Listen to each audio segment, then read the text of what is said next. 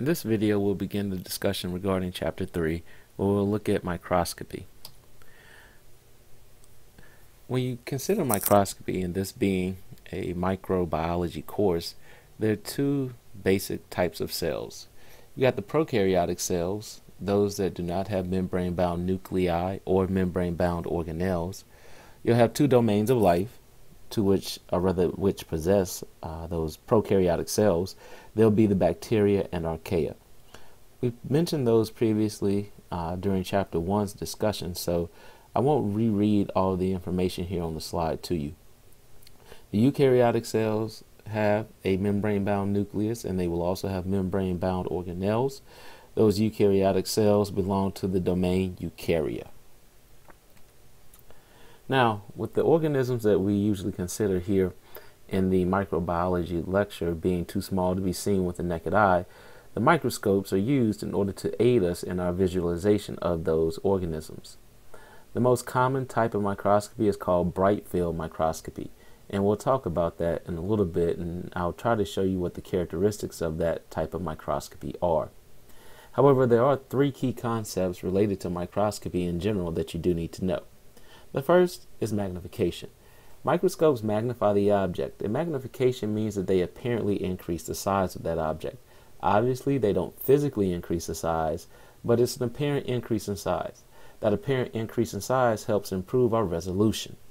Resolution is the ability to distinguish or the ability to separate two separate points as being separate points. The reason we can't see microorganisms without the aid of a microscope is because our eyes don't have great enough resolution. In other words, they can't separate the microbes from the surrounding environment. And by magnifying, we are able to do so.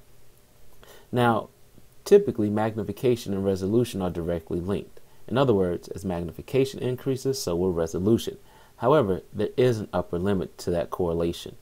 In other words, at some point, the magnification may become so great that instead of getting better resolution, you actually get worse. Finally, when we consider many of the microbes that we evaluate, well, the microbes are colorless to clear. And well, that can be a really significant issue if your background is also colorless or clear. In other words, it's hard to distinguish or separate the specimen from the background. This ability to distinguish the specimen or an object from the background is known as contrast. And so we want contrast to be improved typically so that it's easier for us to see those microbes against a clear or colorless background. So magnification, resolution, and contrast. Please keep in mind these three key definitions related to microscopy. Next, as I told you before, magnification is the apparent increase in size. In most microbiology labs at the college level, you use what's called a compound light microscope. And that microscope is a two-lens system. It consists of a set of objective lenses as well as a set of ocular lenses. The objective lenses are attached to what's called the nose piece. And I'll show you that briefly here. As you see in this microscope here, this silver dowel in our labs actually a DCC. They're actually black, but this silver dowel, this would be the nose piece, and attached to it are the objective lenses. Each objective lens has a different strength to it. In other words, each objective lens magnifies to a different degree. The four standard magnifications of the objectives will be 4x, 10x, 40x, and 100x. The ocular lenses, essentially the lenses that you look through, seen here, magnify at a standard amount of 10x. Now, unless you're giving some theoretical ocular power, you should always assume that the ocular power is going to be 10x. In order to calculate total magnification, what you would do is simply multiply the strength of the objective times the strength of the ocular. So if you look at the compound light microscopes typically used in labs, you would take 4x times 10x. So the lowest magnification you would see is 40x, or the specimen would be magnified 40 times. 10 times 10 would give you 100x. 40 times 40 would give you 400, and then 100 times 10 would give you 1,000. So the standard total magnifications for a compound light microscope would be 40, 100, 400, and 100 times. In order to see our specimen, it's important that we have light. Essentially, when it comes to microscopy, for the bright or compound light microscopes, light equals visualization. And in order to capture and send the light through your specimen, a special unit is seen below the stage of your scope. It's called the condenser. The condenser focuses the light on the specimen so that you have better visualization. I'll show you that here. Here's the stage where your slide would be placed if you were trying to visualize your specimen. Below it here is the condenser. The condenser will take the light waves that are emerging from the light source, condense them and focus them so that they go through the stage toward your specimen. The natural tendency of light waves, is to spread apart, and the condenser counteracts that natural tendency. Instead of allowing the light to spread apart, the condenser pulls it through and condenses or focuses it so that it will go through your specimen and give you better visualization. Within that condenser, you'll find a very special component called the diaphragm or iris diaphragm. The iris works similar to the pupil of your eye. Essentially, the iris will control the amount of light that moves through, no different than the way that your pupils dilate and constrict. As we talked about previously, resolution is the ability to distinguish two separate points as being separate points.